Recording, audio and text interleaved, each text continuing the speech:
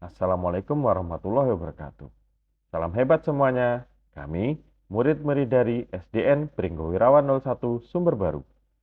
Hari ini, kami akan melakukan praktik baik menggunakan barang-barang yang tidak terpakai seperti limbah rumah tangga untuk penerapan prinsip 3R di sekolah. Apakah itu 3R? Mari kita bahas. Penerapan prinsip 3R sebenarnya adalah langkah sederhana dengan dampak yang luar biasa untuk bumi agar tetap lestari. R yang pertama reduce, mengurangi, yaitu mengurangi penggunaan barang yang berpotensi menjadi sampah. R yang kedua reuse, menggunakan kembali, yaitu menggunakan kembali barang yang masih layak pakai. Dan yang terakhir recycle, mendaur ulang, yaitu mengolah sampah menjadi barang baru agar bisa dimanfaatkan kembali. Dalam praktik baik penerapan prinsip 3R, kali ini kami memanfaatkan 1. Pohon paku kadaka atau pohon sarang burung. 2. Batang pakis hutan yang sudah mati. 3.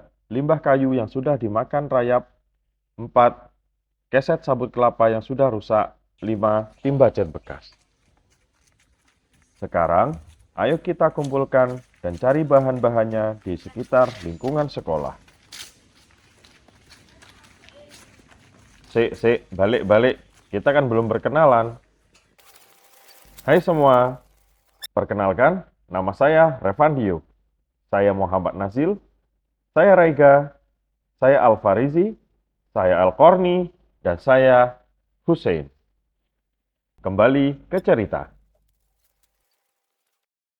Untuk bahan utama, yaitu kayu bekas, kami tidak kesulitan untuk mencarinya karena di belakang lingkungan sekolah banyak sekali tumpukan kayu-kayu bekas yang sudah tidak terpakai namun masih layak untuk digunakan.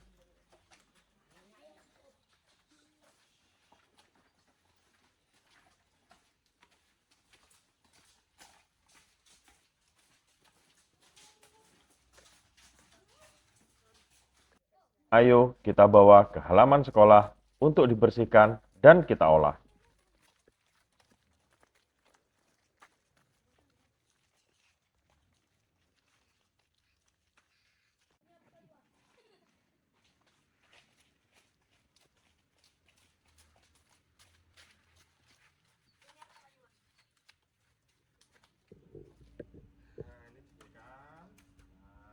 Dibantu oleh Pak Guru, kami diberi arahan bagaimana cara membersihkan kayu-kayu yang sudah kita bawa tadi.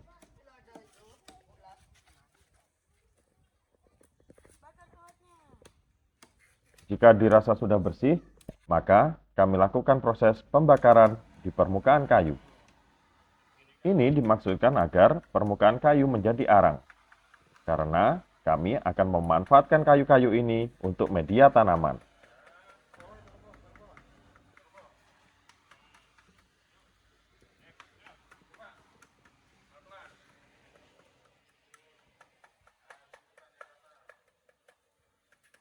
Proses pembakaran kayu ini membutuhkan waktu yang agak lama, karena agar terbakar sempurna di bagian permukaannya. Kami pun bergantian belajar bagaimana cara membakar permukaan kayu-kayu ini.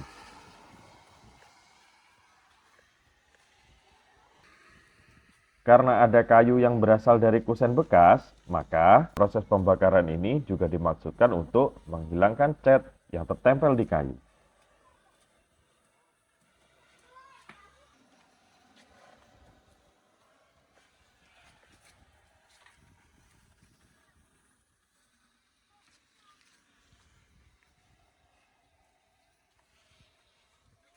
Kami pun terus-menerus bergantian untuk proses pembakaran dan membersihkan kayu-kayu ini.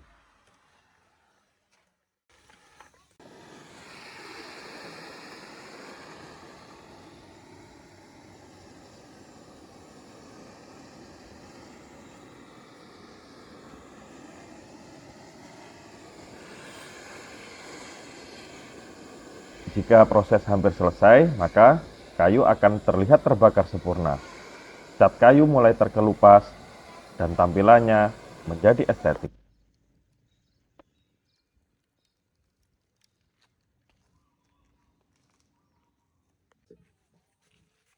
Pucuk dicinta ulang pun tiba. Akhirnya, barang yang kami tunggu datang juga. Barang apakah ini? Ya, ini adalah tumbuhan paku kadaka. Tumbuhan paku yang banyak tumbuh di daerah pegunungan. Lalu, bagaimana kami bisa mendapatkannya? Begini ceritanya.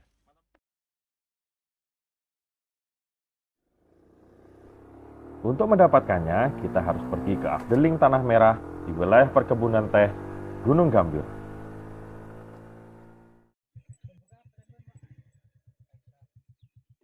Selain perkebunan teh, di sini juga terkenal dengan perkebunan kopi. Disinilah tumbuhan paku kadaka itu banyak tumbuh. Tumbuh di pohon kopi yang ditanam oleh petani setempat. Bukan benalu, bukan parasit, tetapi dianggap gulma. Jika tumbuh terlalu lebat, maka proses fotosintesis dari pohon kopi akan terhalangi. Jika tumbuh terlalu lebat, maka lama-kelamaan pohon kopi yang dihinggapi akan mati. Makanya, oleh petani kopi setempat, tumbuhan ini sering dibersihkan dan dibuang. Padahal, jika kita manfaatkan dengan baik, tumbuhan kadaka ini bisa menjadi tumbuhan hias di taman dan bernilai ekonomis tinggi. Dalam proses pencarian tumbuhan paku kadaka ini, kami dibantu oleh teman-teman kami murid dari SDN Gelang 6. Di situ ada Yova, Nabil, dan Salam. Terima kasih ya teman-teman atas bantuan dan kolaborasinya. Sekali lagi, terima kasih.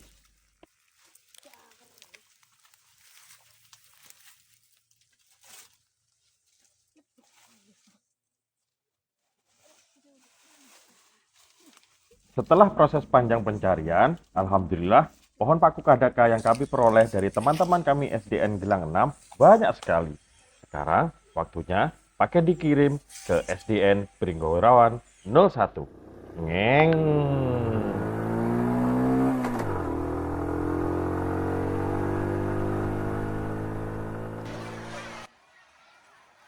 Kita lanjut hari kedua. Kita melanjutkan proses pembakaran kayu. Dan kayu yang sudah diproses dan dibakar, kita cuci agar bersih. Seperti biasa, kami bergantian. Ada yang menyiram dan ada yang menyikat.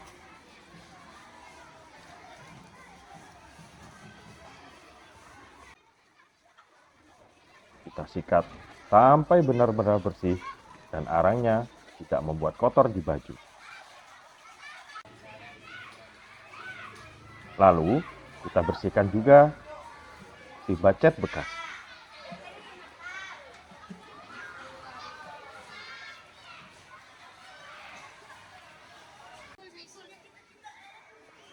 Timba cat, setelah kita cuci, kita jemur. Dijemur dibalik. Dari ini.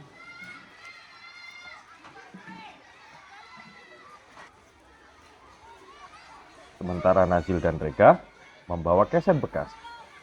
Keset dari bahan sabut kelapa yang telah rusak. Lalu, proses pencucian agar bersih.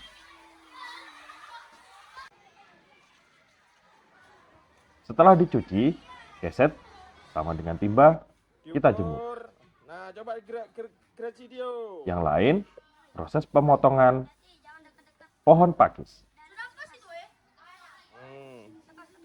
Di sini, Yo belajar cara memotong kayu. Kolaborasi diperlukan. Ada yang memegangi kayu, dan ada yang memegang gaji. Ayo, semangat Dio.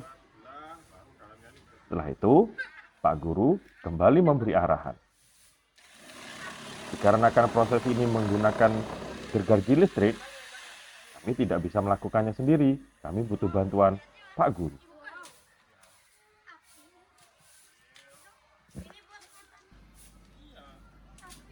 Seperti biasa, Pak Guru mengajarkan prosesnya.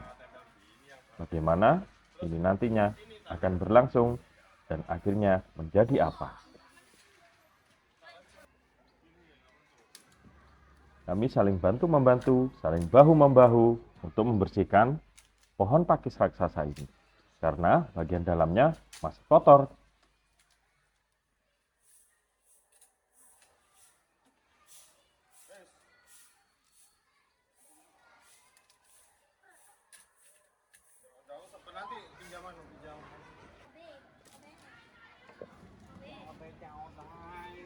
kita buang bagian-bagian yang tidak perlu. Terus, dicuci. Yang ini, yang dalamnya ini, dicuci sana.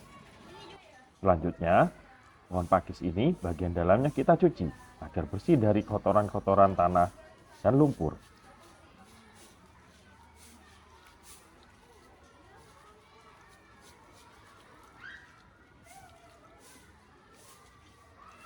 Ayo, gosok terus Dio.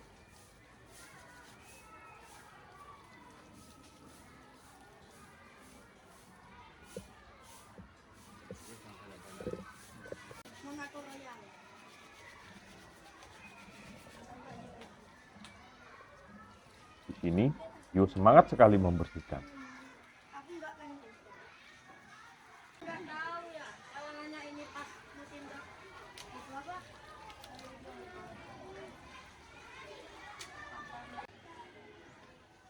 Setelah itu, proses pembongkaran keset bekas. Di sini, kita uraikan keset ini sehingga menjadi sebuah tali. Sekarang proses perakitan. Bercanda dulu nggak sih? Biar tidak tegang. Ditata keliling, mumpung. Ambil lagi. Mana ini? Aku pegang. Di sini, Pak Guru terus memandu kami. Sini nih, tak. Bagaimana cara merakit, Yang ini. Ya, bagaimana cara mengikat, buka. Begini. Set, yuk, tarik. Dulu, ya. Tarik. agar tali tidak lepas.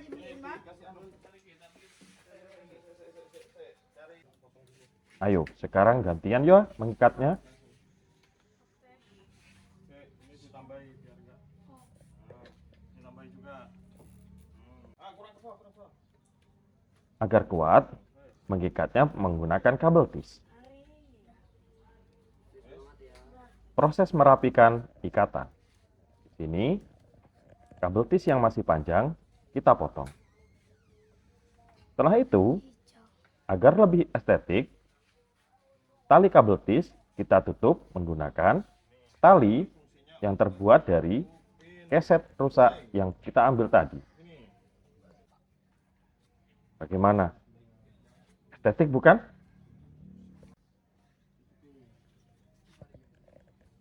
Sekali lagi, Pak Guru menjelaskan kenapa harus tumbuhan kadaka. Aslinya ketutupan, ya ketutupan penuh kayak gini. Akhirnya tumbuhan asli nggak bisa berfotosintesis, nggak bisa mengolah makanan. Sekarang, waktunya penanaman pohon paku kadaka di media yang telah kita buat. Yang agak bagus lah. Ya, nggak dicantum. Sekali lagi, media yang kita gunakan adalah kayu-kayu bekas atau limbah kayu yang sudah tidak terpakai lagi.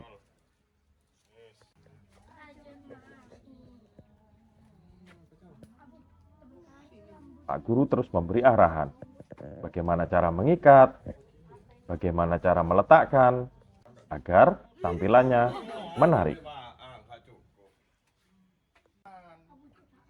Kalau sudah dibuat gini, ini bisa mahal. Bisa dong 9 juta. Ya nggak segitu juga. Dan akhirnya, setelah proses yang sangat panjang,